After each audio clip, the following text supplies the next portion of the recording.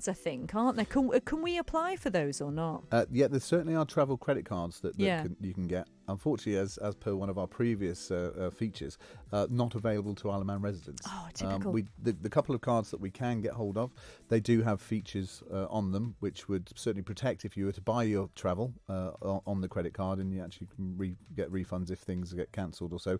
But travel credit cards themselves, the ones that are specifically designed for people to be able to use abroad so that they can avoid the fees, I'm afraid they are very limited. If you have one already, then keep hold of it, because you're not going to be able to get another one. And as we said previously, the way to keep hold of your credit card is to make sure that you use it. Obviously, pay it off. You don't have to put much on it each month, but as long as you're using it, they're not necessarily going to take it off for you. So that's the best way to do that. So, okay, then. So how can we then save money? Okay, well, there's a few alternatives.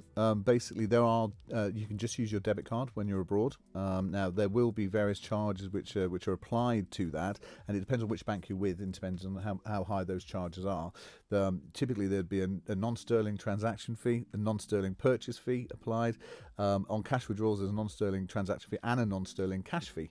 And then you potentially will get your bank charging you those two fees, but potentially the merchant where you've taken the money out from abroad as well.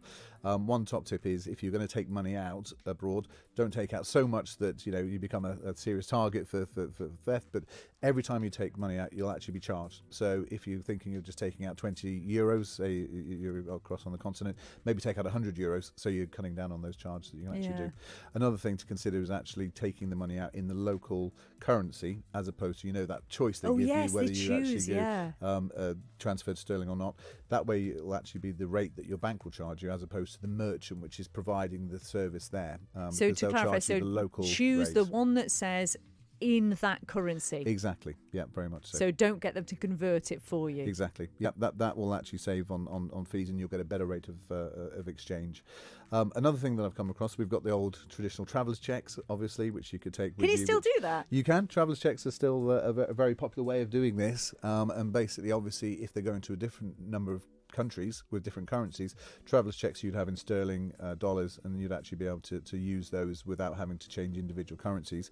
But something else which I've found, and having done a little bit of research on this, is there's actually a couple of digital banks nowadays which don't charge any fees for withdrawals abroad at all. Ooh, that's good. The likes of Monzo, Starling, those sort of digital banks are actually promoting themselves on the basis that they won't charge you for cash withdrawals or for actual purchases. Oh, that's good. And we can apply for those, even though we're on the Isle of Man. You can certainly have digital bank accounts, yeah. Okay, well, Paul's just messaged in and said, is a Revolut card a good idea? Revolut is one of those digital online banks, as we've sort of mentioned. I've not seen specifically what their charges are in terms of travel. The two I've mentioned, Monzo and Starling, I know they have no fees on those things, but Revolut we can certainly look at, and I would explore that with them. So it's worth looking into that one. Okay, do people still actually use foreign currency, though? Like, to go to the post office and get your euros out before you travel, that sort of thing? They do, and it's always recommended to have some cash with you. You know, when you land in a foreign country, you don't want to have to be skirting around trying to find a cash machine or trying to change traveller's checks. You actually need to have some cash with you. And people do transfer cash, they change cash online. But they also do it, as you said, at the post office or their own bank. Typically, we find if you go to a bank or a post office, you're going to get the better sort of exchange rates. Online do promise quite good deals, but often it's more difficult when you are trying to refund or take the cash back. Yeah, okay. Well, excellent advice. So if you're travelling, there's some really good advice for you there.